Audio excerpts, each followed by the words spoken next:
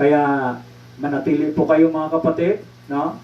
Huwag po kayong manghinawa sa panalangin sapagkat sinabi sa Efesos 6:18, no? Na manalangin kayo lagi sa lahat ng pagkakataon. Hindi po isang beses lang po, no? Lahat ng pagkakataon, kausapin ninyo ang Panginoong Jesucristo sapagkat ang Panginoong Jesucristo ay nandyan lamang nakatingin sa lahat ng dako. Kung saan umihip ang hangin, kung saan ang hangin ay binigay sa atin, ang inihipan ng ating ilong, mula ng likhain ng tao, mula sa alabok. Sabi sa Genesis 2:7, no? Sinabi ng Panginoong Jesucristo, anong sabi? Na mula tayo sa alabok. No? Pinormahan lamang tayo. No? Ginuhit tayo mula sa alabok. No? Nagkaroon inipan sa ilong at nagkaroon ng kaluluwang buhay. No? O ano sabi diyan? Genesis 2:7, pagkatapos, ginawa ng Panginoong Diyos ang tao mula sa alikabok. Hiningahan niya na sa ilong at nagkakaroon ito ng buhay. Oh, di ba mga kapatid? Kaya wala tayong dapat ipagmamalaki sa ating mga sari-sarili. No? Ang tao minsan lamang mabuhay, minsan lamang mamatay, at pagkatapos ay ang paghuhukom na. No? Kaya nga anumang mga natin mga kapatid, mga iniisip, mga pagpapayaman, o ano man mga hindi yan mga kapatid ang tunay na buhay. No? Paano ba tayo magkakaroon ng buhay na walang hanggan, na walang paghihirap sa kaharian ng langit kung tayo ay hindi susunod sa kautusan ng Diyos? No? Kaya nga tayo mula sa alabok, no? At babalik din tayo sa alabok, no? Pagkatapos ng ating hiram na buhay. Ayon sa awit 90, no? Panginoon, naming Diyos, ikaw ang aming tahanan. Siya pala ang ating tahanan. Kaya ang ating espiritu ay pupunta sa Ama, Panginoong Jesucristong pinakamakapangyarihan sa lahat, at ating katawang lupa ay babalik sa alabok. Naunawan ninyo mga kapatid, mula tayo mula sa kadiliman, no? Nalaman natin yung katotohanan, lumaya na tayo sa katotohanan. Kapag nalaman ninyo ng katotohanan, ang katotohanan ang siyang magpapalaya sa inyo. No? 8:32. Diba? Madali mga kapatid, sulat ninyo. Kung anong ipapahayag sa atin ng bugtong at buhay na Diyos na mga talata, sapagkat napakahalaga po yung pakikinig. No? Kasi ang pananampalataya ay mula sa pakikinig ng salita ng Diyos. Di ba? Kasi kung wala ka namang mapakinggang salita mula sa Panginoong Jesucristo, paano ka naman makakapanampalataya ng makatotohanan? Paano mo naman malalaman ang katotohanan kung hindi ka naman nangangaral ng makatotohanan? Inililigaw mo ang mga nakikinig. Yung tandaan ninyo mga kapatid, mga kapatid, ang buhay ay pinagkaloob sa atin ng Diyos upang tayo'y maglingkod sa Diyos na buhay. No? Hindi po tayo nilikha ng Diyos para tayo gumawa ng pagkakasala. No, ang ibig ng Diyos, sabi sa unang Timoteo 2:4, na ang ibig ko nga sa inyo, maligtas kayong lahat at makaalam ng katotohanan. Napakaganda ang ibig ng Panginoong Jesucristo sa lahat ng mga anak niya, na makaalam tayo ng katotohanan. Paano mo naman malalaman ang katotohanan kung pinatigas mo naman ang iyong puso, ang iyong isipan, ayaw mong pakinggan ang tunay at totoong salita ng Panginoong Jesucristo na mula sa kanyang salita sa banal na kasulatan? Sapagkat ginawa niya ang Biblia na to, o manual of life ito sa atin mga tao. Manual kung paano tayo papasok sa kanyang kaharian, no? Sa makitid na daan. Mayroon ding papasok diyan sa maluwang na daan, no? Kaya mga kapatid, piliin natin kung saan ba tayo, sa makipot na daan o sa malapad na daan. Dahil ang makipot na daan ay papunta kaharian ng Panginoong Hesukristo. Ang malapad na daan ay papuntang sa kapahamakan. Alam na ni kaya dalawa po ang pupuntahan ng tao. Hindi po maaaring pwedeng sabihin ng isang tao pag namatay na ay ka-Lord na yan, kasama na niya si Lord. Wala po mga nakasabi ditong nakasulat, nakasama po agad niya si Lord. Paano makasama si Lord kung siya na may babairo? Sugaleryo. Ha? May bisyo. No.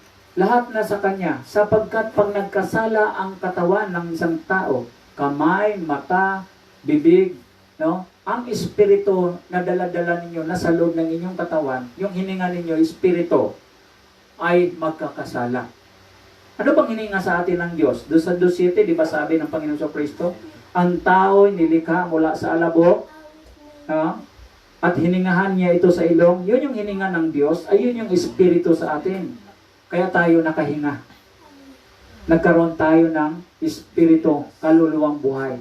Kaya pag nawala yung hininga, yun yung espiritu ay aalis sa atin. Yan na yung hininga natin. Haharap na yan sa hukuman ng ating Panginoong Hesukristo at ipagsusulit natin yung ating mga gawa, sinalita. No, ayon sa mga ngaral 12:13 hanggang 14. Kaya magpasalamat tayo sa Panginoong Hesukristo sa lahat ng aral na ipinagkaloob niya sa atin. Sapagkat mga kapatid, nalilito ang karamihan. No. Ipapangaral natin kung sino ba talaga ang Diyos na ating sinasamba. Bakit tayo nagsasamba sa isang Diyos? May napapatunayan ba sa banal na kasulatan na mayroon lamang isang Diyos? Ha? Talakayin natin. Para napakarami kasing dami ng buhangin sa dalampasigan, mga kapatid. Nakakaawa naman. Walang nalalamang aral mula sa Panginoong Hesukristo. Hindi sila nagbabasa ng banal na kasulatan o manual of life. No, pagkatapos ng paghukom. Mga ngaral 12:13, sa kabila ng lahat ng ito, isa lamang ang aking masasabi. Matakot ka sa Diyos at sundin mo ang kanyang mga utos sapagkat ito ang buong katungkulan ng tao. No, dapat tayong matakot, mga kapatid, sapagkat nalaman na po natin yung katotohanan, no? Dapat matakot tayo. Kapag nalaman natin, sabi ng Panginoong Hesukristo, anak ko, di ba? Napakaganda ng address sa atin ng Panginoong Hesukristo, bigay natin sa inyo. Kaya sabi dito, na dapat ang bawat isa ay haharap sa hukuman. No? Ipagsusulit natin yung ating mga gawa o sinalita. Kung tayo nagsasalita ng masasama, nakakasakit ka ng damdamin sa iyong kapwa, no? Nagmumura, hindi yan karapat-dapat sa bugtong at buhay na Diyos. Hindi yan naaayon. Kaya sabi dito sa banal na kasulatan, mag-ingat kayong lagi sa inyong pananalita na hindi kayo nakakasakit ng inyong kapwa. No? Kaya napakagandang pangangaral ito. Okay, sabi dito, tayo'y haharap sa Panginoong Hesukristo. Bawat isa ay haharap. Kanya-kanya po ang kaligtasan. No? Maligtas mo lamang po ang iyong sarili sa pamamagitan po ng iyong sariling pananalig sa Panginoong Hesukristo. Bawat isa, no, ay haharap sa hukuman. Ano sabi din sa Ezekiel 18:19? No? Maaaring itanong mo kung bakit hindi dapat pagdusahan ng anak ang kasalanan ng ama. No? Bakit kapag nagkasala ang ama, hindi pwede pagdusahan ng anak? No? Sapagkat matuwid ang gawa ng anak. Kapag ang anak ay matuwid ang ginagawa niya, no, ngunit ang kanyang ama ay masama ang ginagawa, hindi po pwedeng pagdudusahan ng anak ang kasalanan ng kanyang ama. Naunawaan niyo, mga kapatid? Basahin mo para dyan sa ibang Biblia kasi maraming iba't ibang kapaliwanagan dito sa iba't ibang Bible. No? So magsuri po tayo, mga kapatid. No? Magbasa po tayo ng banal na kasulatan. Sapagkat napakahalaga po ang salita ng Diyos. Sapagkat ang salita ng Diyos na inyong napapakinggan, sabi Santiago 1:21, no? na ang salitang ito ay makapagliligtas sa inyong lahat. Okay? Anong sabi dyan sa ano? Ezekiel 18:19, maaaring itanong mo kung bakit hindi dapat pagdusahan ng anak ang kasalanan ng ama, sapagkat matuwid ang mga gawa ng anak, sumunod siyang mabuti sa aking mga tuntunin, kaya dapat siyang mabuhay. No, dapat mabuhay yung anak kasi matuwid yung anak. Hindi po pwedeng pagdusahan ng anak ang kasalanan ng kanyang ama. No? Naunawaan ninyo sa 20. Ang nagkasala ang dapat mamatay. Unaunawaan ninyo mga kapatid? Dapat mamatay yung nagkasala. Ha? Ang anak ay di dapat magdusa dahil sa kasalanan ng ama. At ang ama ay di dapat magdusa dahil sa kasamaan ng anak. Ang matuwid ay mabubuhay dahil sa kanyang pagiging matuwid. At ang masama ay mamamatay sa kanyang kasamaan. Napakalinaw mga kapatid, no?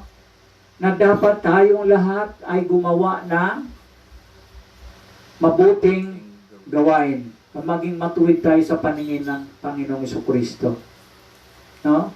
Sapagkat hahatulan ang tao ayon sa kanyang mga gawa at mga sinalita. No? Kapag ikay ang dinanim mo ay masama, ang anihin mo ay masama. Kung ang itinatanim mo sa tao ay mabuti, ang aanihin mo sa tao ay mabuti. Okay. Sabi dito, matakot kayo sa Diyos at sundin mo ang kanyang mga utos. No? Sapagkat ito ang buong katungkulan ng tao. Buong katungkulan ito ng tao. Hindi lamang ang isang tao ay nabubuhay sa daigdig na ito, no? Para lamang sa sarili niyang kagustuhan. Mayroong Diyos na makapangyarihan sa lahat na magliligtas sa tao. Dapat ang isang tao ay manunumbalik loob sa Panginoong Jesucristo kung saan nanawagan ng Panginoong Jesucristo noon pa man na ang ibig ko nga sa inyong lahat na makaalam kayo ng katotohanan. No? May ibig ko nga sa inyo, maligtas kayong lahat at makaalam ng katotohanan. No? Kaya dito natin malalaman mga kapatid, no? Sapagkat sabi ng 2 Corinto 5:10, no? Sapagkat lahat tayo'y haharap sa hukuman ni Kristo at tatanggap ng nararapat ayon sa ating mga gawang mabuti o masama nang tayo'y nabubuhay pa sa daigdig na ito. O nakasulat, mga kapatid, lahat yan, pangangaral tungkol sa kaligtasan. Na hindi kayo maililigaw ng banal at buhay na salita niya. Sapagkat ang lahat ng nakasulat sa banal na kasulatan ay yan ay pangangaral tungkol sa kaligtasan. Di ba? Kaya ang aral, lahat yan ay ipapahayag ng isang mangangaral upang hindi pananagutan ng isang mga nagtuturo ng kautusan. No? Itinatago nila yung katotohanan na ang mga nakikinig ay inililigaw lamang. No? Di ba? Kaya dapat ituro mo upang hindi ka magkasala sa Diyos. No? Di ba? Sabi doon sa Santiago 4:17, ang nakakaalam na dapat niyang gawin ang mabuti ngunit hindi iyon ginawa ay nagkakasala. Tama. Ang ginawa natin mabuti, no, hindi natin tinatago. Sapagkat tayo'y pananagutan natin sa Panginoong Jesucristo. No? Ang ating itinuturo na napapahamak ang nakikinig. No? No, di ba? Ano sabi doon sa 15:14 ng Mateo? Hindi mo dapat iligaw ang iyong nakikinig na ikaw nagtuturo ng kautusan ng Diyos. Paparusahan ka ng Panginoong Jesucristo at ibubulid ka sa naglilaglablab na apoy sa impyerno. Ano sabi? 15:14? Mateo 15:14, hayaan ninyo sila, Sila'y mga bulag na taga-akay ng mga bulag. At kapag bulag ang umaakay sa kapwa bulag, pareho silang mahulog sa hukay. Ang nangangaral na dapat ituro ang mabuti, ang banal at buhay ng mga salita mula sa Panginoong Jesucristo sa pamamagitan ng makatotohanang pangangaral. At hindi lamang nagtuturo para kumita ng pera. Dahil sinabi mismo ng Panginoong Jesucristo na ginagamit lamang ninyo ako para sa sarili ninyong kapakinabangan sa pagpapayaman. Kaya sinabi ng mga Panginoong Jesucristo, huwag kayong magmukhang salapi o pera. Tingnan ninyo, saan kayo nalalagay? Ginagamit lamang ninyo ang aking pangalan para sa sarili ninyong kapakinabangan. Di ba napipilit yung tao? Yumayaman ang karamihan sa pagtatayo ng relihiyon. Anong sabi diyan? Ituro mo sa mga kapatid sa 4:6 ng 1 Timoteo. 1 Timothy 4:6. Kung ituturo mo sa mga kapatid ang mga bagay na ito, ikaw ay magiging mabuting lingkod ni Kristo Jesus. May papakita mong pinalakas ka ng mga turo tungkol sa pananampalataya at sa mabuting aral na iyong sinusunod. Kung nakita ninyo mga kapatid, ang pagsisisi kapatid, habang tayo ay nabubuhay pa dito sa daigdig na ito, gagawin na natin yung pagsisisi. Dahil nakapagsalita pa tayo, kikilos pa tayo, nakiakbag pa natin yung ating mga paa. Sabi sa mga ngaral 12, habang may paningin pa, habang may mata pa tayo, habang may hininga pa tayo, ipaglingkod natin sa Panginoong Jesucristo ang kalakasang ibinigay niya sa atin. Ano sabi? Basa. Mga ngaral 12, alalahanin mo ang iyong nilikha sa panahon ng iyong kabataan, bago dumating ang araw ng taon na puno ng kaguluhan, panahong hindi mo na madama at tamis ng mabuhay. Di ba? Tuloy, isa pa. 2, alalahanin mo na ang Diyos bago makakubli ng sikat ng araw, bago magdilim ang ang buwan at mga bituin, bago ka matabunan ng makapal at madilim na ulap. Yun po yung kamatayan na po. Bago ka matabunan ng malambong. Bago magdidilim ang araw, magdidilim na ang iyong paningin at mamamatay na. Alalahanin mo ang Diyos. Habang may lakas ka pa, habang may paningin ka pa, habang may pandinig ka pa, naririnig mo pa ang mga aral ng Panginoong Jesucristo para sa ikaliligtas mo, sundin mo ang kautusan, upang ikaw mabubuhay at makakasama mo ang tanging nag-isa, bugtong at buhay na Diyos, Panginoong Jesucristo, na pinaka makapangyarihan sa lahat. Bilang tayo mga anak pakikiusap, na tayo mga anak ng bugtong at buhay na Diyos. Ito yung sinasabi ng ating bugtong na sugo, na kapag kayo kanya-kanya o nagburubahagi kayo, nag-iinggitan kayo, hindi tayo makakapasok sa kaharian ng langit. Dito natin malalaman mga kapatid na hindi dapat nagkakanya-kanya tayo. Dapat nag-iibigan tayo. Dasal tayo ng dasal na sana po, Panginoong Jesucristo, kami po ay magkakaisa sa isang panampalataya at isang pag-ibig. Nasaan ngayon yun? Lagi-lagi nating dinadasal na wala na yung pag-ibig. Nagkanya-kanya na. Bilang tayo, mga anak ng Panginoong Jesucristo, na huwag magbaro-bahagi, magkawatak-watak, hindi dapat tayo magkakawatak-watak, magtutunggali, sapagkat sinabi dito, mga kapatid, kapag tayo nagkanya-kanya, dapat tayong parusahan. No? Ano ba dapat parusahan? Nagtatangi tayo ng tao. No? Kapag nagtatangi tayo ng tao, dapat tayo ay parusahan ng Diyos. Ito ang utos ng bugtong at buhay na Diyos.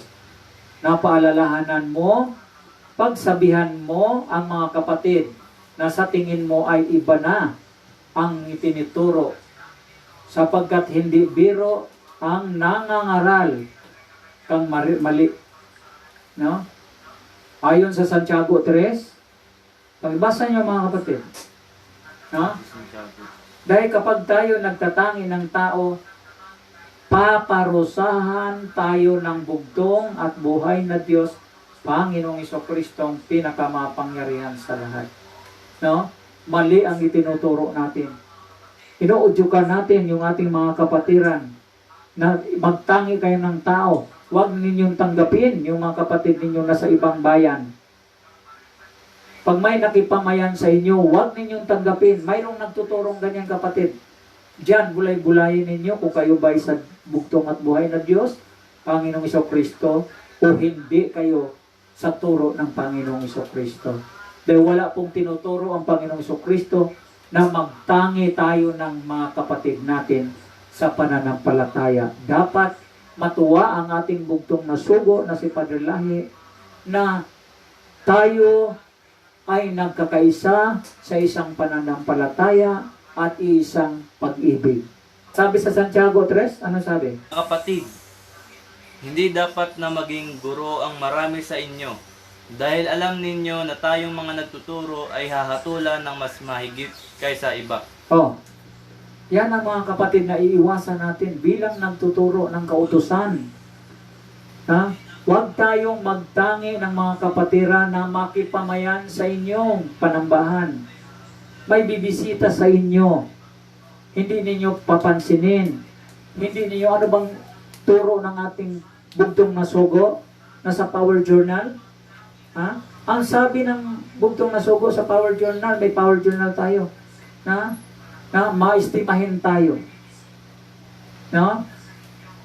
Maibigin tayo sa ating kapwa. No? Nandiyan nakalahad lahat sa Power Journal mga kapatid. Basahin ninyo yan. Suriin ninyo ang gawa ng ating sugo. No? Dili-dilihin ninyo. Nasa banal na kasulatan. Diskubrihin ninyo. Kaya nga may Discovery Crusade. Huwag ninyong itakwil ang mga kapatiran ninyong Discovery Crusade yan. Hindi yan sa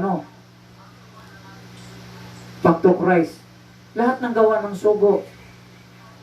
Yan ang sinasabi ng ating bugtong na sugo bago umalis sa atin. Nasa aking pagbabalik, mayroon pa ba akong maaabutan sa inyo?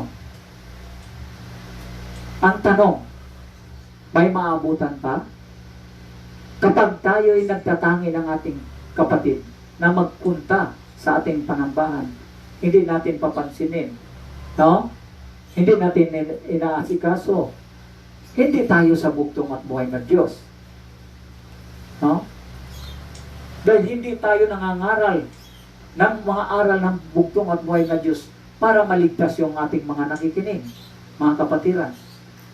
Bagkos, itinatakwil ninyo sila bilang isang nangangaral. Kaya sinabi din sa Santiago 3, Santiago 3, mga kapatid, hindi dapat na maging guro ang marami sa inyo, dahil alam ninyo na tayong mga tagaturo ay hahatulan ng mas mahigpit kaysa iba.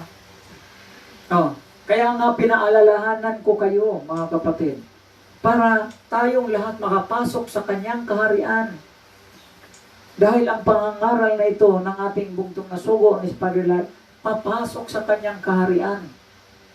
Nandiyan ng mga aral, intact, buo, walang kulang. Ang kailangan lamang tuparin, sundin ang kautusan. Sabi sa 2 Pedro 1:12, kahit na alam na ninyo ang katotohanan, inyong tinatanggap at matatag na kayo rito, lagi ko pa rin kayong palalahanan tungkol dito. Bakit lagi ko palalanan? Sapagkat ito ang turo ng bugtong na sugo. Na? Sa akin kayang pagbabalik, mayroon pa ba akong maabutan sa inyo? Wala nang maabutan, kapatid. Kapag tayo ay nagtatangi ng ating mga kapatid sa back to Christ. No? Ano may mga diniscover ng ating bugtong na sugo? No? Mayroon siyang Adamic. Diniscover ng bugtong na sugo. Mayroong Back to Christ Healing Crusade. Mayroong Back to Christ Discovery Crusade. Tatlo ang gibugna ng ating bugtong na sugo na si Padre Lahay. Tinatag niya itong tatlo para sa kanyang pagbabalik ay magsasama-sama, buo ang kanyang madatnan. Naunawaan ninyo mga kapatid, iniiwasan din natin ito na tayo'y magtatangi. Dapat welcome lahat na sa lahat ng mga nagtuturo na mga iniwan na inakay ng ating bugtong na sugo na si Elder Lahi, Padre Lahi. Ingatan ninyo ang inyong pagtuturo na huwag ninyong mailigaw ang mga nakikinig. Kasi mas matindi ang parusa ng nagtuturo kaysa doon sa mga nakikinig. Di ba? No? Isaiah 9:16. Hindi dapat iligaw ng kanilang mga pinuno, no? Ang bayang ito. Kaya nga may nangangaral. Huwag ninyong ro sa atin ng bugtong na sugo ni Elder Lahi. Iisa lamang ang Diyos. At ang ating presidente na si President Duterte, naniniwala may iisa lang ang Diyos. Pag pinatunayan naman natin, may iisa lang ang Diyos nakasulat. O ano sabi? O di ba? Dito naman sa ibang translation, iniligaw ng kanilang mga pinuno, mga tagapagturo, ang mga bayang ito. Kaya ang mga tagasunod nila ay nagkakagulo o napapahamak. Napapahamak, kapatid. Gusto ba ninyo yan? Na napapahamak ang mga nakikinig nang dahil sa mga nagtuturo. Mga kapatid, maraming salamat sa inyo. Ako'y nagpapasalamat sa inyo sa pamamagitan ng magandang balita na ipinapahayag ko po sa inyo ay nawa magbibigay ng lakas ng inyong pananampalataya at maibsan ang anumang problema o mga pagsubok sa inyo ng Diyos. Huwag kayong manlupaypay, mga kapatid, kung mayroong pagsubok na dumarating sa inyo sa G13 ng unang Korinto, pagibasa, na pag may mayroong pagsubok sa atin, na huwag tayong manlulupaypay, ni panghinaan ng loob, mga kapatid. Sapagkat ang pagsubok ay bahagi sa atin ng pagdulang ng Diyos upang kung saan ba talaga, hanggang saan ba talaga ang ating pag-ibig sa Kanya. Ng Korinto 10:13, wala pang pagsubok na dumating sa inyo na hindi nararanasan ng lahat ng tao. Tapat ang Diyos at hindi niya ipapahintulot na kayo'y subukin ng higit sa inyong makakaya. Sa halip, pagdating ng pagsubok, bibigyan niya kayo ng lakas upang mapagtatagumpayan iyon. Yan ang bahagi sa atin ng pagsubok. Na dapat tayong manatili, manampalataya sa kabila ng pagsubok. Dapat tayong magalak. Biro mo, tinuturuan pa tayo ng Panginoong bugtong at buhay na Diyos, Panginoong Kristo, pinangamapangyarihan sa lahat, na magalak pa tayo sa kabila ng pagsubok. Doon sa mga paano nila magagalak? No? Alam yung katotohanan na dapat silang magalak. Sabi sa Santiago 1:2, magkapatid, magalak kayo kapag kayo dumaranas ng iba't ibang uri ng pagsubok. No, dapat ninyong malaman na napatatag ang ating pananampalataya sa pamamagitan ng mga pagsubok. At dapat kayong magpakatatag hanggang wakas upang kayo'y maging ganap at walang pagkukulang. Ngunit, kung ang sino man sa inyo ay kulang sa karunungan, humingi siya sa Diyos at siya'y bibigyan. Sapagkat ang Diyos ay nagbibigay ng sagana at hindi nanunumbat. Tingnan mo, napakaganda. Ang tao nanunumbat. Ang Diyos hindi nanunumbat. Ang tao. Ngunit, ang taong tinutulungan mo, susumbatan pa. Susumbatan ka pa. Di ba? Ganyan magbigay ang Panginoong Kristo. No? Subalit, ang humihingi ay dapat magtiwala sa Panginoong Kristo. At huwag mag-alinlangan, sapagkat ang nag-alinlangan ay parang alon sa dagat na itinataboy ng hangin kahit saan. Nakita ninyo? Kapag tayo humingi sa bugtong at buhay na Diyos, Panginoon Kristo, pinakamapangyarihan sa lahat ng anumang ating hilingin, dapat humingi tayo na may tao sa ating puso, na hindi tayo nag-alinlangan, no? Na may pagtitiwala tayo sa Panginoong Kristo. Yan lang mga kapatid, maraming salamat sa inyo at sa mga nanonood sa atin sa live streaming, no? Maraming salamat sa iyong pananatili sa tahanan, no? Ingatan po kayo ng bugtong at buhay na Diyos, Panginoong Kristo, ang pinakamapangyarihan sa lahat.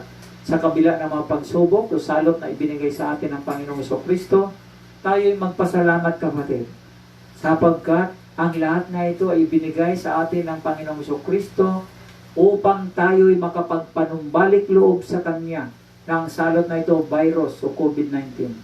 Sapagkat walang pagsubok na ibinigay ng Diyos na hindi natin kayang malampasan.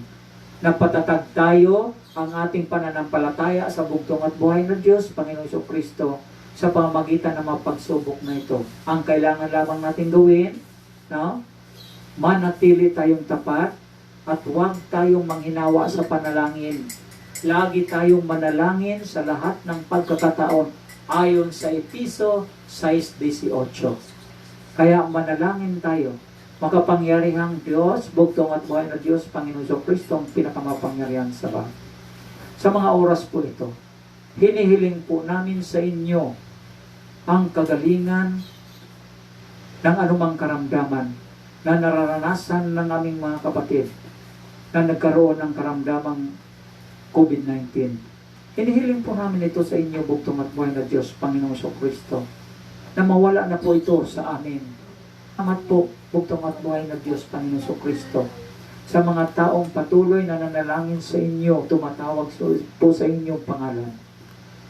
Puspusin mo po sila ng iyong kapangyarihan kamay upang malubos silang maging iyo at ipadama mo po sa kanila ang kagalingan at pag-iingat sa lahat ng panahon saan man sila naroroon. Nihiling po namin ito sa iyo, bugtong at buhay na Diyos, Panginoong Kristo, ang pinakamakapangyarihan sa lahat. Sa pangalan mo, bugtong at buhay na Diyos, Panginoong Kristo, ang pinaka makapangyarihan sa lahat. Amen. Okay?